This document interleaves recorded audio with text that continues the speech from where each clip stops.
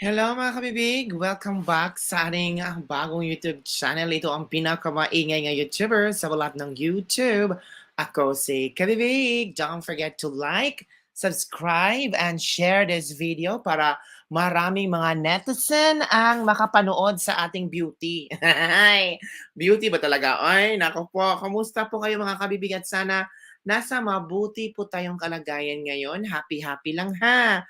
Huwag masyadong seryoso sa buhay. Kasi dapat kailangan nating maging masaya.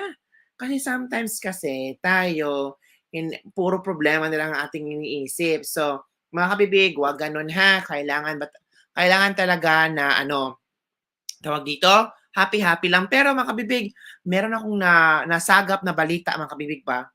Naku, matatakot ako eh. Oo. Kailangan talaga nating i-discuss ito mga kabibig. Uy, at manood tayo sa isang video ni Sas Rogando Sasot. Oo, parang sinabi niya ang Pilipinas baka mas grabe pa. Pilipinas ang susunod sa Ukraine dahil sa Edca. Handa na ba tayo mga kabibig? Handa na ba tayo na magkaroon ng gera sa Pilipinas? Oy, ano ba itong Edca? Para may idea po tayo ba kung ano itong Edca. Sige ha. Mag-share screen ako para basahin natin kung ano ang Edca. Para meron din kayong ideya ba? Hindi, hello, Tess Rinon. Thank you for watching. Good evening po. Ano ba itong Edca? Sige, give me a moment mga kabibig ha.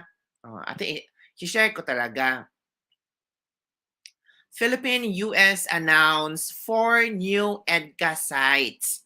Para hindi tayo ignorante kung ano ang itong Edca.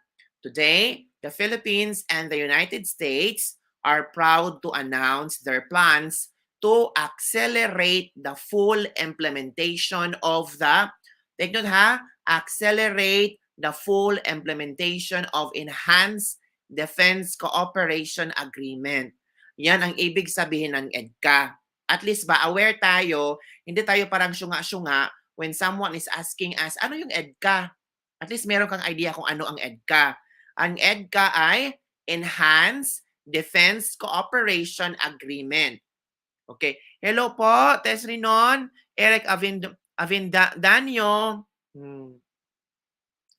Rosalie Cartera, hello. O sabi nga nila tama ka nga, Eric Avindanyo, ano ba yan? O naman na reaction, hindi ba pwede Taiwan muna tayo?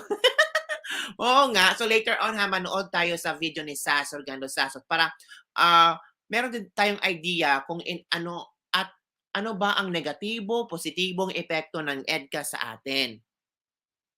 With the agreement to designate 4 new agreed locations in strategic areas of the country and a substantial completion of the project in existing 5 agreed locations.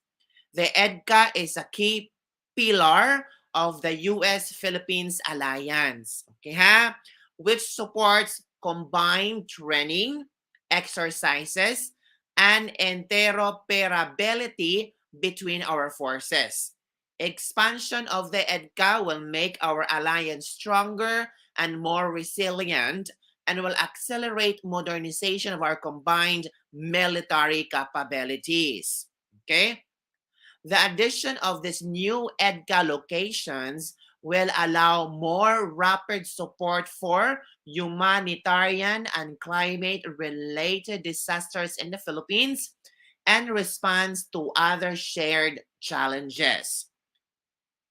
The United States has allocated over 82 million US dollar towards infrastructure investments at the existing 5 sites under the EDCA and is proud that these investments are supporting economic growth and job creation in local Philippine community.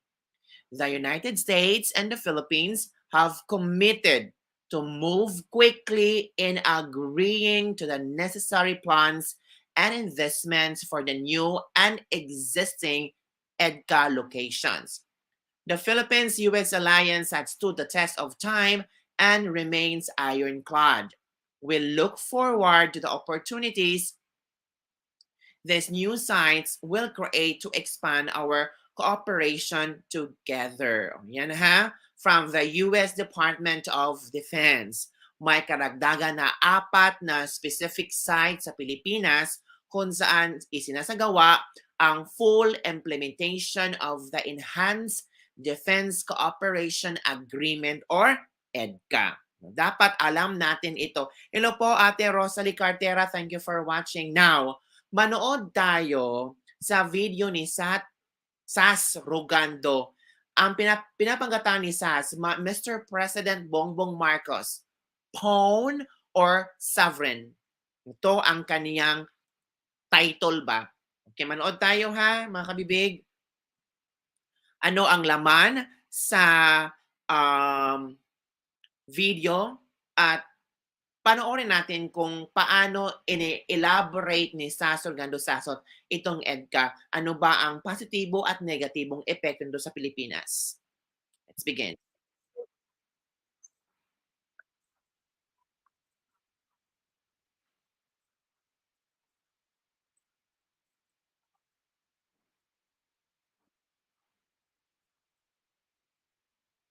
Okay.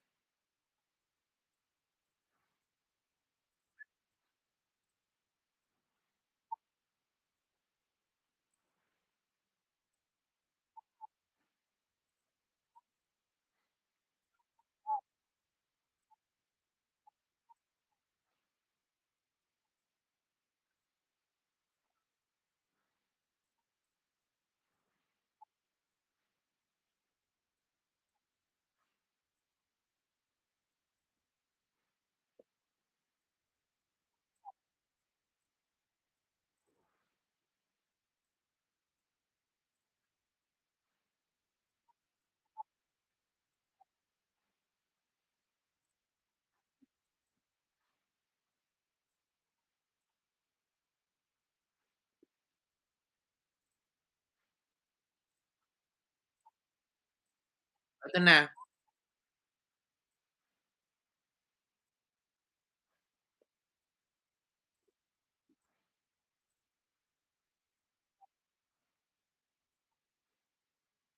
Okay, tunggu ha. Wait for a while mga kabibig. Okay.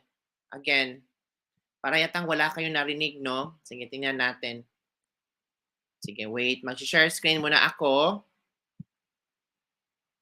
Okay. Balikan natin ang video ni Sas. O, klaro na ba? Kita na ba mga kabibig? Let's see. Kita na ba? Sige. Kita na ba? O sige, simulan na natin ulit ha. Pasensya talaga mga kabibig. Oy. O, sige. Heto na, heto. Salamat Eric Avendario. Okay, thank you. Avendario Palaka. Let's begin. The Philippines. I am speaking today as a Filipino whose identity is rooted in centuries of subjugation from the Kingdom of Spain, the United States of America, and Japan. An identity that flourished through the freedom fought by our ancestors against these colonizers. I am speaking today as an Asian, fully embracing our amazing pre-colonial history and the contribution of our diverse cultures and civilizations to humanity. And I am speaking today as an international relations scholar.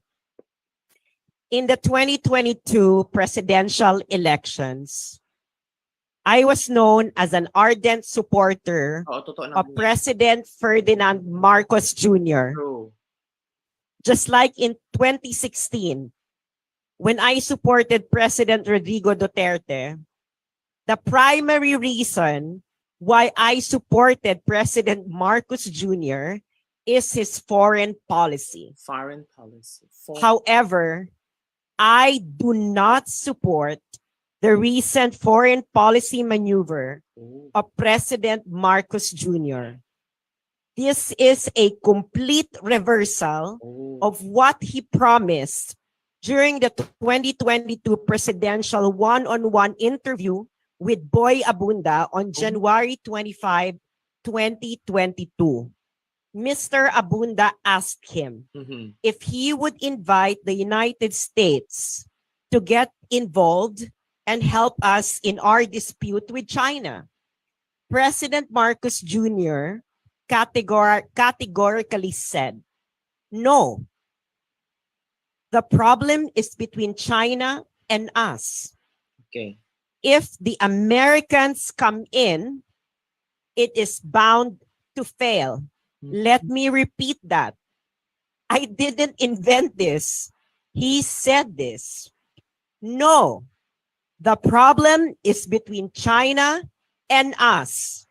If the Americans come in, it is bound to fail. Ooh.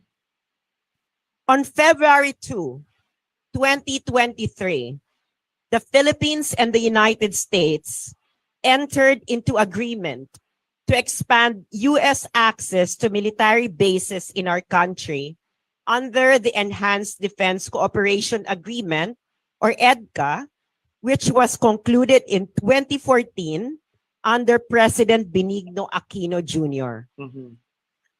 Under Aquino's EDCA, the U.S. military was given access to 5 EDCA facilities. Ooh. Now, under Marcos Jr., the U.S. military was given access to 4 more. Aquino Ooh. Marcos, the irony of history. The U.S. State Department said that these four more bases, quote, will allow more rapid support for humanitarian and climate-related disasters in the Philippines and respond to other shared challenges, end quote. It sounds very benign. But who are they fooling? The U.S. government-funded Public Broadcasting Service, or PBS, reported on February 2, 2023, that, quote, this move is aimed at confronting China and it's focused on Taiwan, Ooh. which is only a few hundred miles from one of the new locations where U.S. forces will likely operate, and that is in Cagayan. End quote. A joint report by a former Pentagon correspondent and a diplomatic correspondent wrote in the New York Times, also on February 2, 2023, quote, U.S. officials say they are preparing to surge forces in the event of conflict with China, Ooh. including over Taiwan. Halaka. End quote. If you are very observant, you will notice what is kept being repeated and emphasized in Western media. Taiwan, confronting China, conflict with China. And there is a reason for that. Taiwan is in the middle of the defensive perimeter of the United States in the Pacific theater. Runs from the Kuril Islands to Japan, Philippines, all the way to the Malay Peninsula.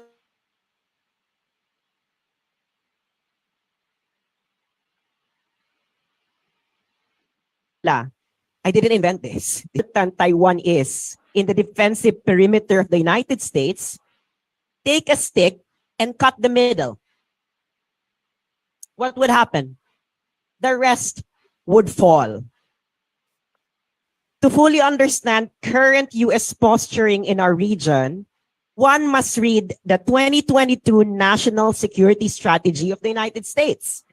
And they just released this in October 2022. Okay, very new. In part 3, page 23 of the National Security Strategy of the United States, it clearly states that their global priority is to outcompete China and constrain Russia.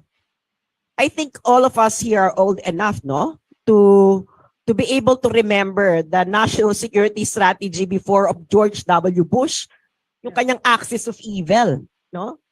Now this is mirroring it, no? And now outcompete China and constrain Russia. Okay. We already know what we're doing with Russia, no? In page 24 of the section on China, the national security strategy of the United States gave an exact number of years, 10. Let me quote it. In the competition with the People's Republic of China, as in other arenas, it is clear that the next 10 years will be the decisive decade. We stand now at the inflection point where the choices we make and the priorities we pursue today will set us on course that determines our competitive position long into the future. End quote. I think that's very self-explanatory. Okay? Taiwan is a U.S. priority. And before I continue this, so anyone who's dreaming that the Philippines is a U.S. priority or the Kalayaan Island Group is a U.S. priority, you will never find it in the national security strategy of the United States. Nada. You can find there a sentence about the Philippines, but nothing about extending the MDT to the Kalayaan Island Group. But you can find a sentence there that the United States is extending its mutual security pact all the way to the Senkaku Island. So wag na tayong magbobula-bulahan dito, no? Na para ito sa South China Sea and Kalayaan Island Group. Walang ganon. True. So Taiwan is a U.S. priority. They have quote, they have an abiding interest in maintaining peace and stability across the Taiwan Strait, which is critical to regional and global security and prosperity and a matter of international concern and attention.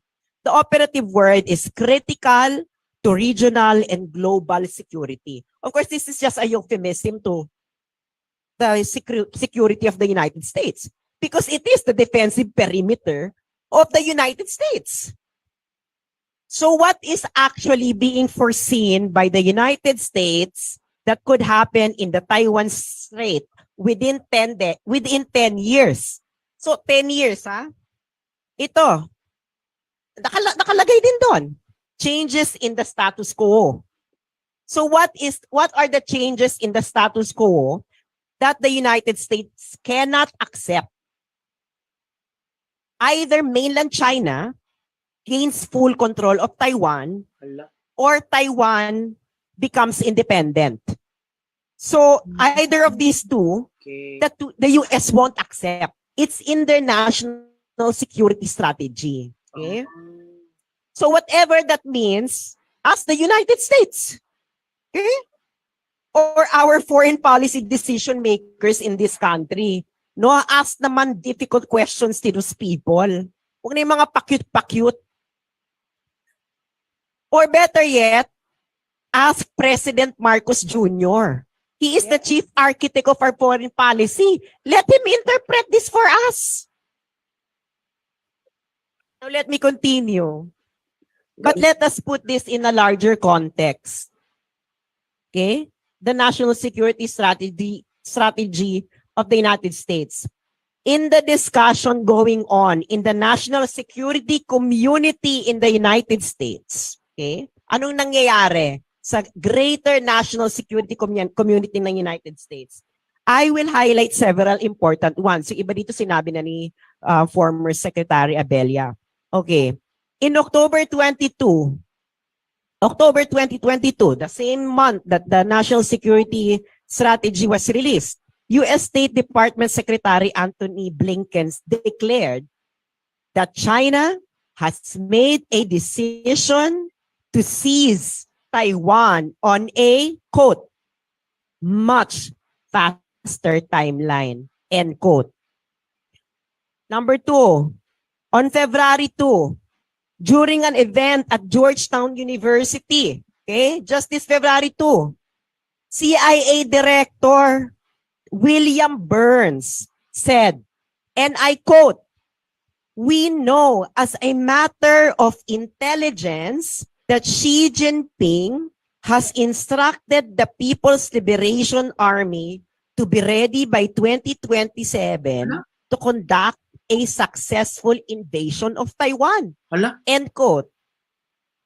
Number 3, so yan. on January 31, a leaked memo of a U.S. Air Force General Mike Minihan was emailed to airmen under his command, instructing them to prepare for war. Hala. Because, quote, his guts, end quote, tell him they will fight in 2025, end quote. So these estimates are within the 10-year period that is in the national security strategy of the United States. Okay? So they would like, yes. The question is when. Oh, that's the important question. It's no longer there's no longer doubt that the United States will go to war against China.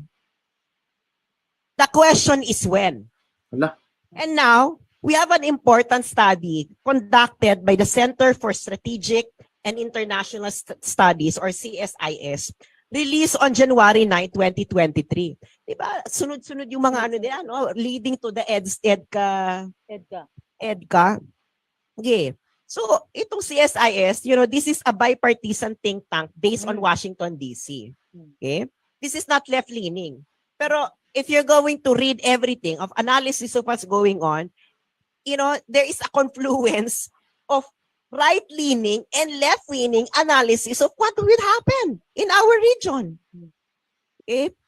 So, anong nakalagay dito ano ba tong report ng CSIS? Okay? The report is entitled, The First Battle of the Next War. O, di ba? Wargaming a Chinese invasion of Taiwan. So, wina-wargame na nila. Okay? The military know what wargaming is. Yeah. Okay? And everyone who studied international relations, knows what wargaming is. I really don't you media, you should know what wargaming is and how important this is. Yeah. Okay? Maiyak na ako dito. Kagulat naman ito mga kalibing. Okay. Ito ang nakalagay, sabi ng CSIS sa kanyang release, nung re-release niya itong report noong January 9, 2023. CSIS said, okay, quote, "What was once unthinkable, direct conflict between the United States and China, has now become a commonplace discussion in the national security community, okay, of the United States. Please understand what that means." Okay? Before, people are saying na no, China and the United States will not go to war over Taiwan. Okay? May mga duda pa, may doubts. Ngayon, wala na yung doubts. Ang question na lang ay when. Ha? Absolutely. Okay? And now, the CSIS project designed a war game to model what would be the result of a possible Chinese invasion of Taiwan in 2026. So, pasok pa din to sa 10-year period ng national security strategy ng United States. Ngayon, ang resulta ng kanilang war game model ay ito. If the invasion happens in 2026, they're considering the capabilities of China in 2026. Quote, "China will fail to gain control of Taiwan. Hala. The United States and its allies will lose dozens of ships, hundreds of aircraft, and tens of thousands of servicemen, members. Taiwan will saw its economy devastated. Further, the high losses will damage the U.S. global position for many years. China will lose heavily and might destabilize the Chinese Communist Party rule." Oh. End quote. Syempre, hindi naman niya in-advocate na let's not go to war. No? So ang sabi naman nung report, the CSIS war game model then suggested that, quote, victory is not enough. Mhm. The United States needs to strengthen deterrence immediately.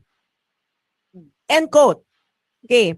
To those who don't understand this international relations term, deterrence is to use the threat of force to discourage someone from doing something you don't want them to do.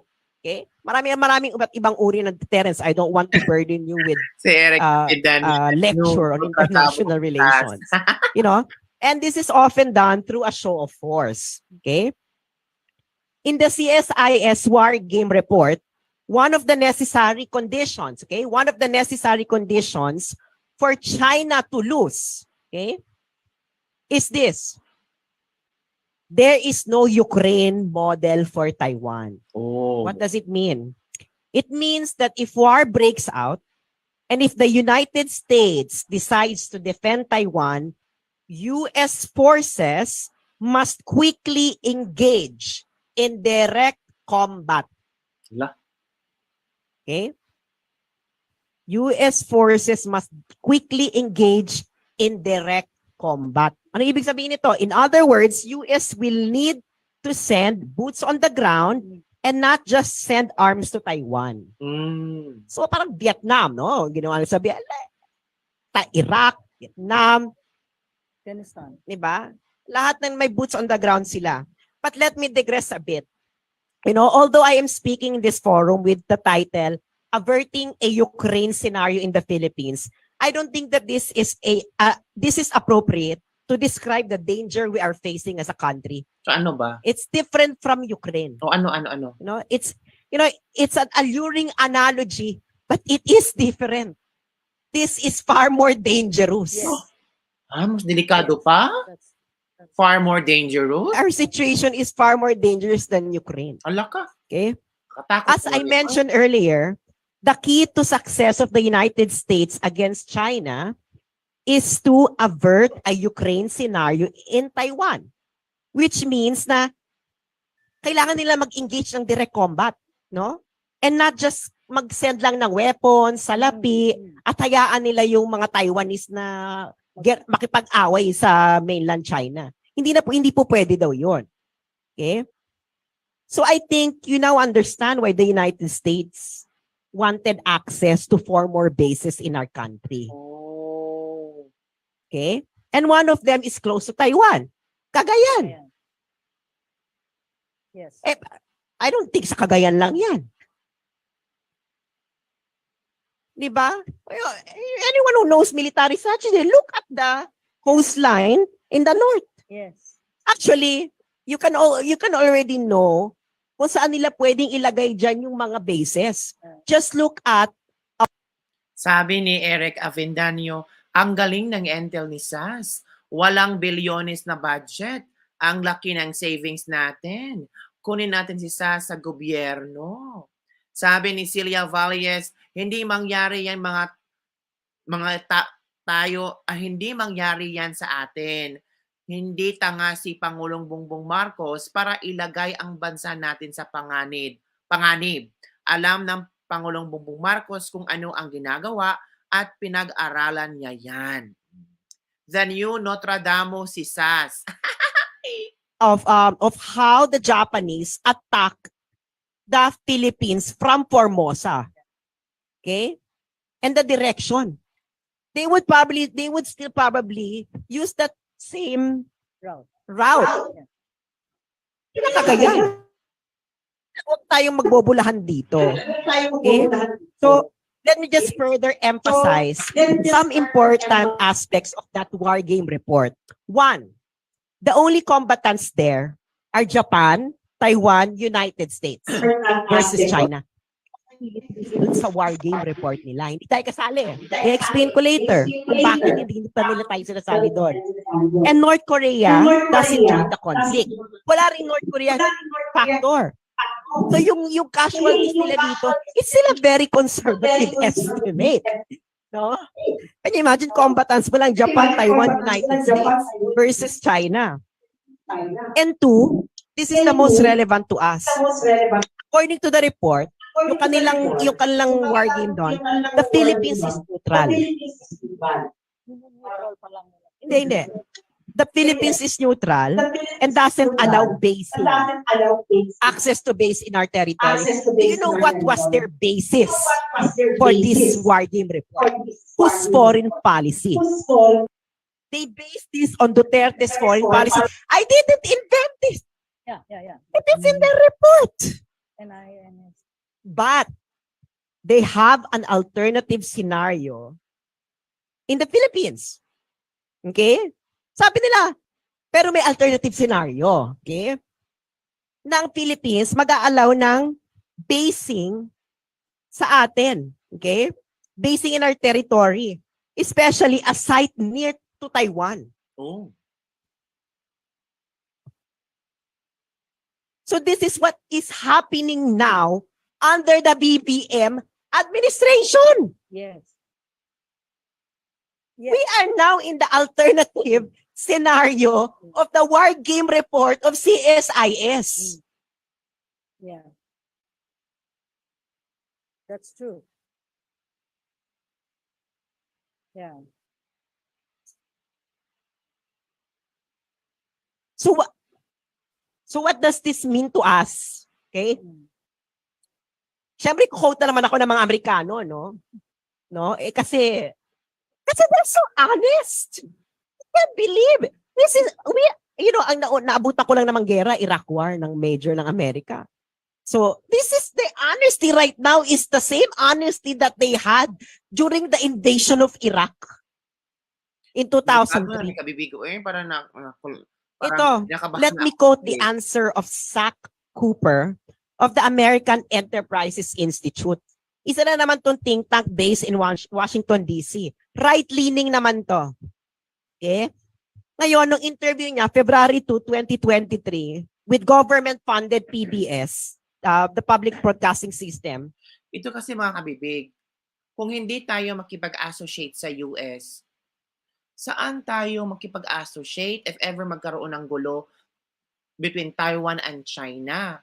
Well, in fact, alam mo naman ang US tutulungan ang Taiwan. So, damay din tayo. So, sino ba ang pwedeng tutulong sa atin? Malakas ba ang Pilipinas kung may giyera? Meron ba tayong sapat na ipanglalaban between China? Parang parang, yes, sabihin natin, Philippines and China has a strong friendship galore. Pero hindi naman ibig sabihin yan, pag strong friendship galore, pag if ever, damay-damay tayo mga kabibig. Ay, naguguluhan ako, nagtakot ako, because sinasabi dito na 10 years daw ang plano nito.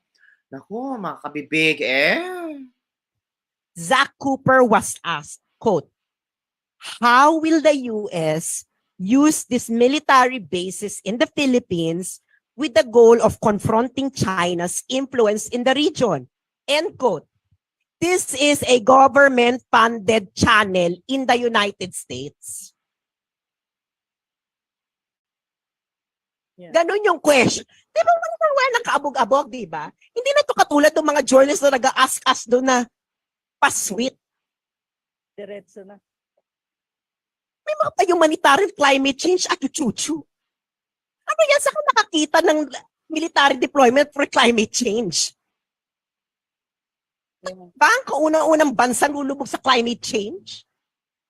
Hindi. Kailangan ba natin ng help? Is our humanitarian disaster response system during typhoon is in disarray? That's actually the parang galit. So Zach Cooper, the one from the American Enterprise Institute, answered, quote, I think, you need to watch this. Nakakatawa. He was so gentle. Okay? I think the objective here is to provide new assets where the United States can place its forces so they are not so focused on just a few bases in East Asia. Okay? Right now, right now, the United States really uses Okinawa and Guam Yeah. as its main operating locations. And being able to diversify away from just a couple of locations makes the targeting challenge much more difficult for China, end quote. So kung makikita nyo yung mga release ng mga Western media, meron sila kasing ano nito Label? no, infographics. In-infographic nila tong war game. Kung ano yung aatakihin ng China. So syempre, yung war game, ang original lang doon, Japan and United States and Taiwan. So ang nakalagay doon nila inaatake, Okinawa and Guam. So remember, how did this guy, American, called us? New assets? New assets. New assets.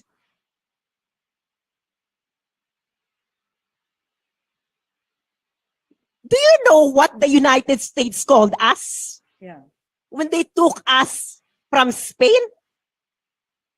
Real estate.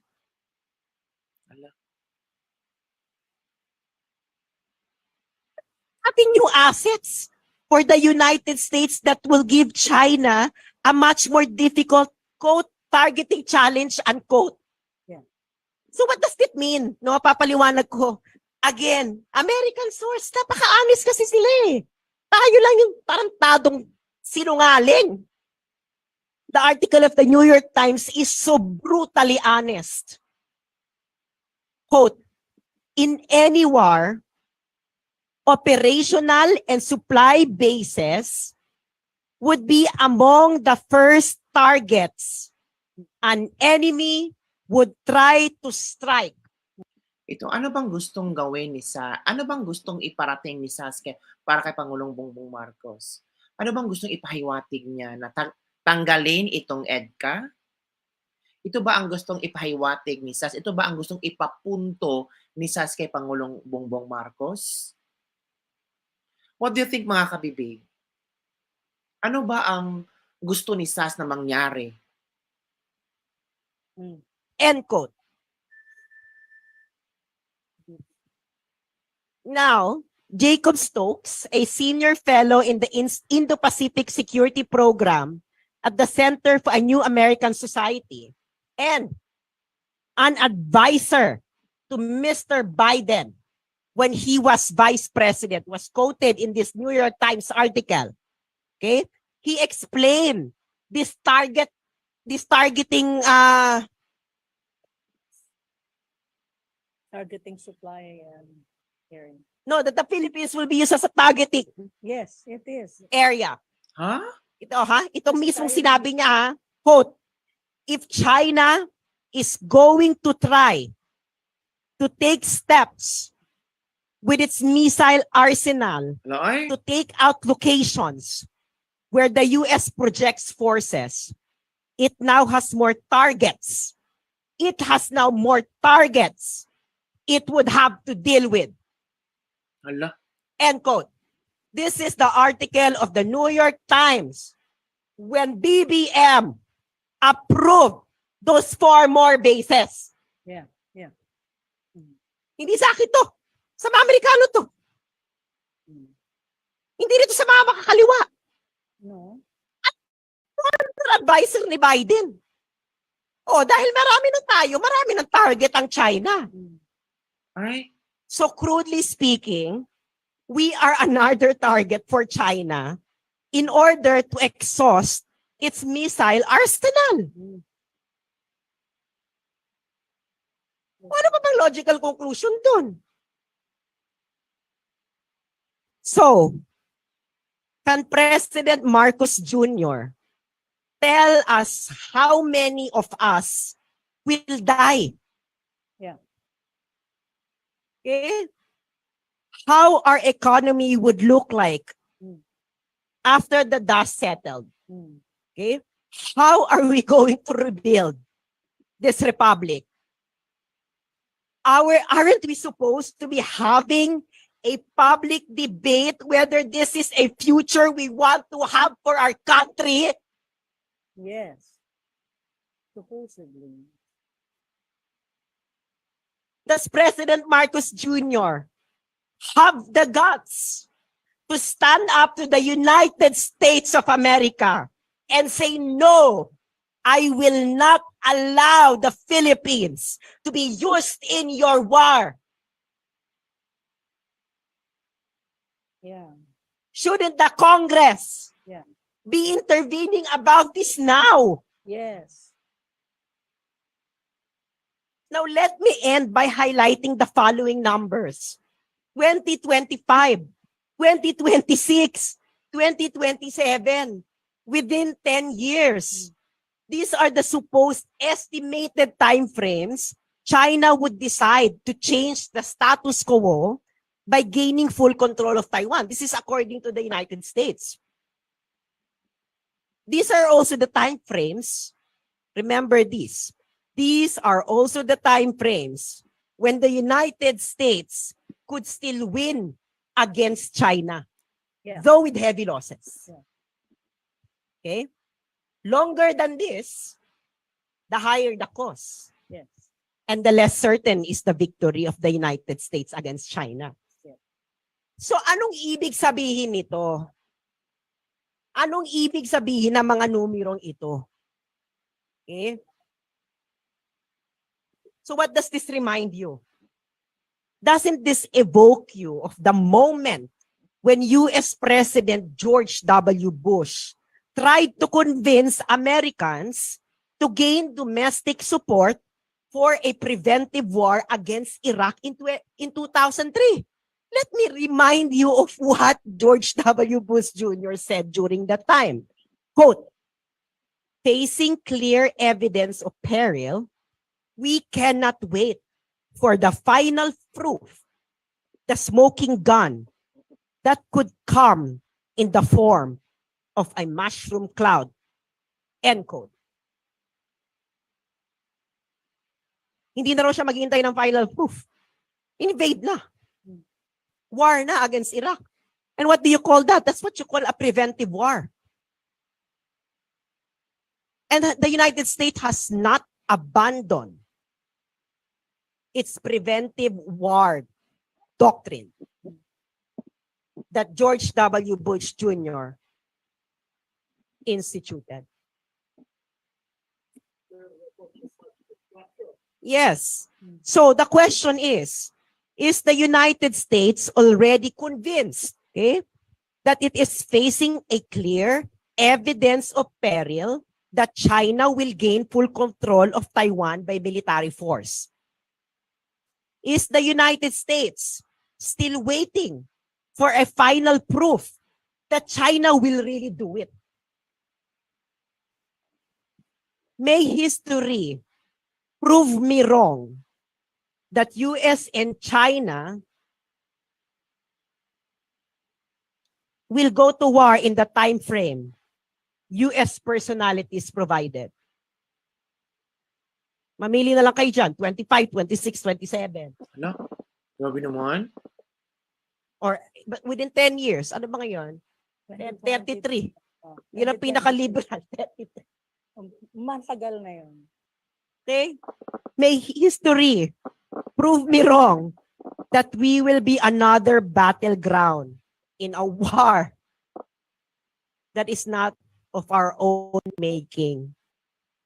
May history prove me wrong that we are once again trapped in the US web of either you are with them or against them. Tinatanong, alam mo yung nagsimula ako ng post ito, sinasabi sa akin, sino pipiliin mo, China or US? Hindi kailangan natin piliin ang US. This is American propaganda at work at you. Yes. Yes. The choice is not between China or the United States, but between being a pawn Yeah. and being a sovereign. State.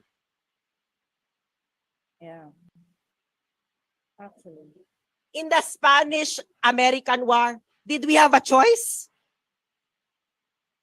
in the US-Japan war, did we have a choice? Eh hindi, syempre colony tayo nun eh. Colony pa ba tayo ng United States para hindi tayo mamili na, oy, kayo na lang magpatayan. Ay, naku. You know, heroes are often those who emerge triumphant after a tragedy.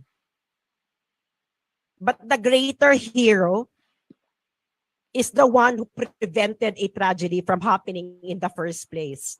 So, Mr. President, be that hero for our country.